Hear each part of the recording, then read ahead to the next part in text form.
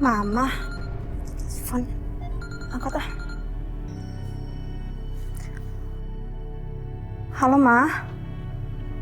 Kok dimatikan sih? Suaranya juga kayak bukan Mama deh. Itu cewek siapa ya? Kayak kenal gitu suaranya. Gak mungkin kalau cewek itu. Gak mungkin kalau Tia selingkuh sama Mas Irfan. Coba cek dulu deh. Chattingannya kok mesra banget sih. Mas Irfan keterlaluan. Dia selingkuh di belakang aku.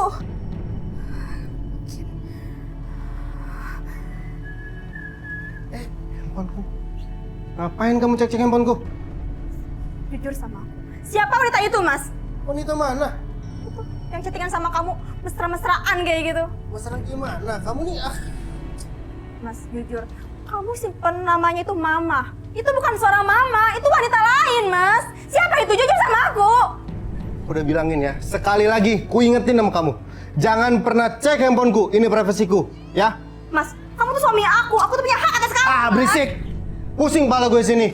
Tunggu dulu, jelasin dulu sama aku siapa itu sebenarnya. Berisik kamu! Ah! Mas, tunggu dulu!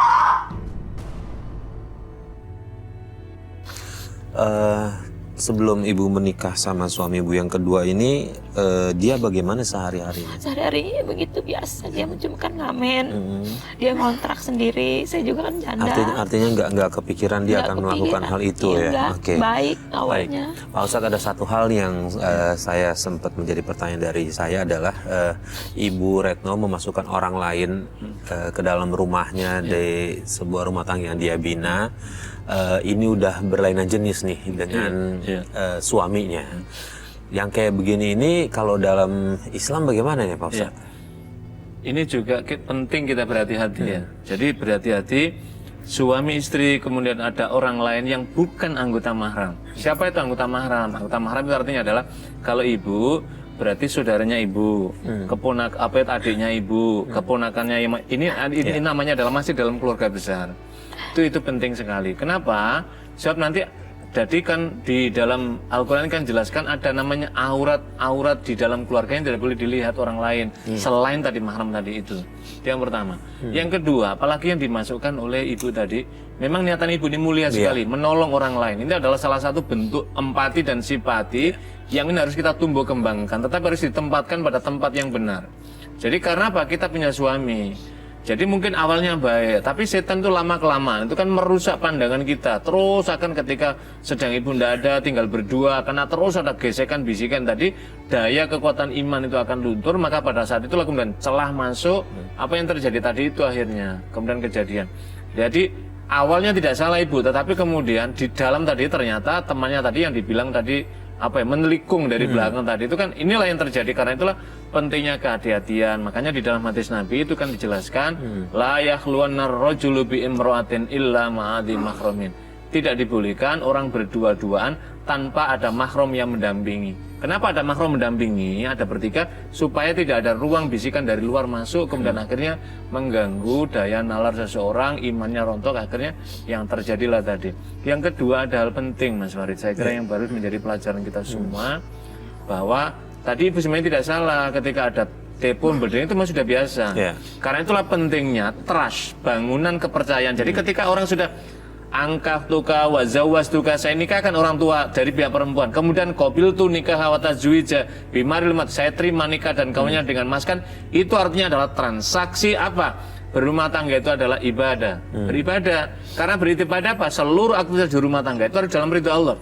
Yang kedua apa? Trust apa? Saling tafahum, memahami apa? Saling mempercayai. Jadi nggak boleh ada suami tadi, kamu kenapa buka HP dan seterusnya. Memang istri tidak boleh mencari-cari di HP-nya kemudian kecurigaan muncul, tapi tidak ada salahnya ketika berdering. Siapa tahu tadi misalkan, jangan-jangan orang berikan pekerjaan kan? Ternyata, lah itulah saya kira pentingnya kita tidak boleh ada affair, main fair di luar kemudian akhirnya apa? Pada titik tertentu akan diketahui. Kalau dalam pepatah Indonesia kan sepandai-pandai tupai meloncat, melompat, pada titik tertentu tidak akan jatuh. Itu tadi salah satunya. Nah, Ibu Retno tadi di ujung telepon katanya wanita itu yang Ibu Retno tolong itu lagi pendarahan.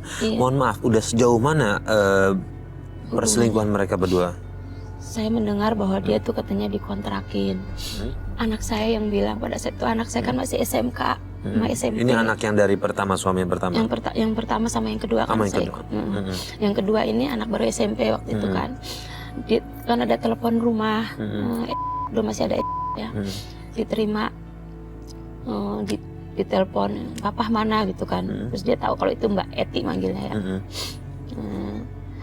Ada katanya di kamar mandi. Terus cerita itu anak saya sama saya kalau papa tuh sama tuh katanya sama yang pernah tinggal di sini.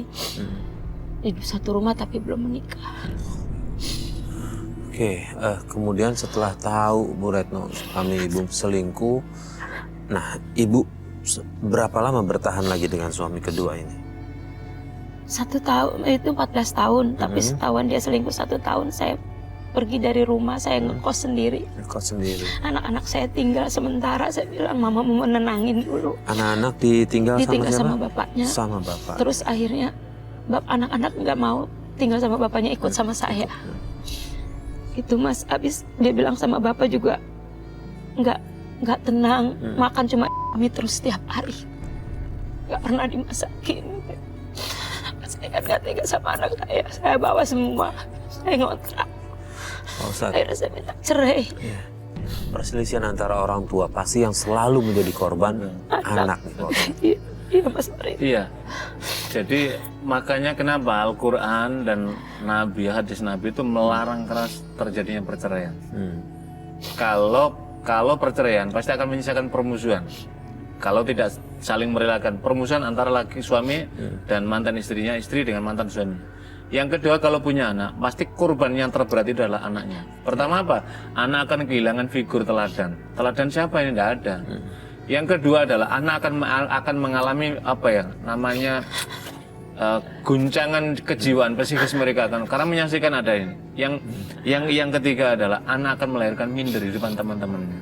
Karena itulah tadi yang kasus anaknya Bu Retno tadi mengalami paling tidak yang pertama guncangan jiwa. Kita belum tahu bagaimana kedepannya tentang keteladanan dari anak, tapi itu sudah dipastikan. Pasti kalau tidak dia mendapatkan teman yang lebih baik lagi. Lah tadi kemudian kita kan bisa mendapat pelajaran ya dari Bu Retno ini. Jadi itulah saya kira pentingnya para wanita-wanita memperhatikan asal-usul dari pihak suaminya supaya kasus yang pertama tadi tidak mengulang di kasus yang kedua tadi.